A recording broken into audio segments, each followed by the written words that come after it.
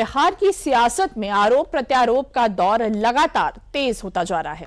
जन स्वराज पार्टी के संस्थापक प्रशांत किशोर ने उप मुख्यमंत्री सम्राट चौधरी पर बेहद गंभीर आरोप लगाए हैं और अब प्रशांत किशोर द्वारा लगाए गए गंभीर आरोपों का जवाब अब उप मुख्यमंत्री सम्राट चौधरी ने बेहद आक्रामक अंदाज में दिया है।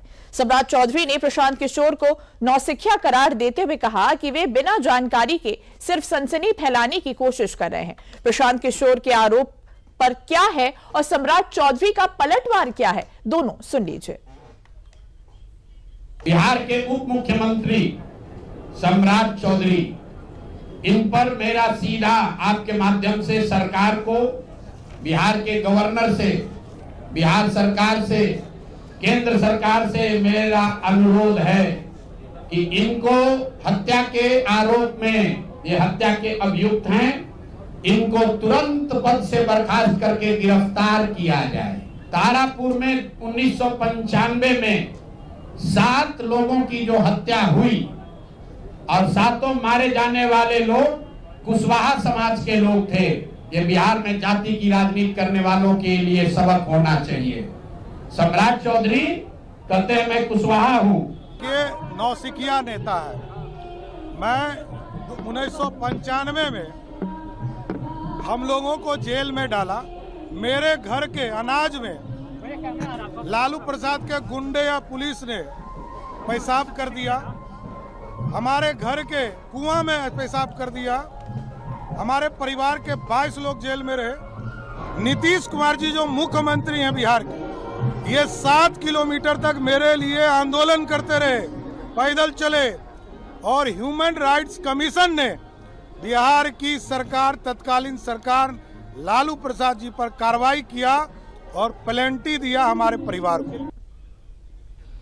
बिहार में छिड़ी ये सियासी रार यही नहीं थमी। जन स्वराज के संस्थापक प्रशांत किशोर आजकल नेता कम और खोजी पत्रकार की भूमिका ज्यादा अदा कर रहे हैं। प्रशांत किशोर रोज नए नए खुलासे कर रहे हैं, हालांकि एनडीए उनके सभी खुलासों को बेदम बता रही है। जन स्वराज पार्टी के संस्थापक प्रशांत किशोर ने बिहार सरकार में मंत्री अशोक चौधरी पर भी बड़ा हमला बोला है। उन्होंने कहा कि अशोक चौधरी की संपत्ति पर जो बात कही गई है उस पर वो कायम है। प्रशांत किशोर ने बिहार के मंत्री अशोक चौधरी पर जुबानी हमला बोला तो अशोक चौधरी की बेटी और लोजपा रामविलास सांसद शांभवी चौधरी ने पलटवार भी किया।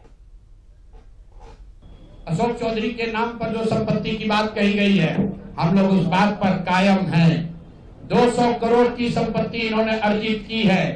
इन्होंने कैमरे पर आप लोगों को कहा कि 1 कट्ठा भी जमीन हो जाएगा तो मैं जन स्वराज की गुलामी करूंगा। मेरे भाई मुन्ना जी ने अभी पूरा डॉक्यूमेंट जारी किया है। अगर या तो उसको आप रिबटल कीजिए कि ये आपका जमीन नहीं है, और अगर जमीन है तो जन स्वराज की गुलामी मत कीजिए, बिहार के लोगों की गुलामी के लिए तैयार होइए, इस्तीफा दीजिए। नहीं इस्तीफा दीजिएगा तो आपका घेराव होगा, आपका राजनीति आपका नहीं करने देंगे।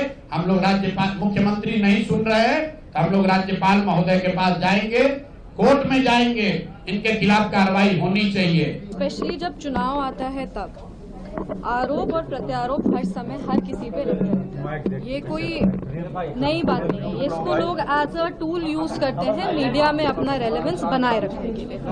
ऐसे में हमने जो आरोप वो लगाए हैं उस पे हम, मेरे पिताजी और मेरी मदर इन लॉ, ये सब लोग पहले भी इस पे जवाब अपना अपना पक्ष इस पे रख चुके हैं। लेकिन वो बार बार जिस तरीके से आरोप लगा रहे हैं, हम फिर कह रहे हैं कि सारे आरोपों का कोई आधार नहीं है। ये सब आरोप झूठे हैं और ये सारे आरोप बेबुनियाद हैं। हम लोग सब अब चुनाव के समय आ चुके हैं। चुनाव के समय इस तरह का आरोप लगाना किसी पे भी बहुत आसान हो जाता है। सभी लोग एक दूसरे पे आरोप लगा रहे हैं और सभी लोग इस आरोप के बंदिश में जनता को घुमाने का प्रयास कर रहे हैं। हम अपने तरफ से ये जरूर कह सकते हैं, पूरी ईमानदारी के साथ कह सकते हैं कि सारे आरोप झूठे हैं, सारे आरोप बेबुनियाद हैं और इन सारे आरोपों का कोई आधार नहीं।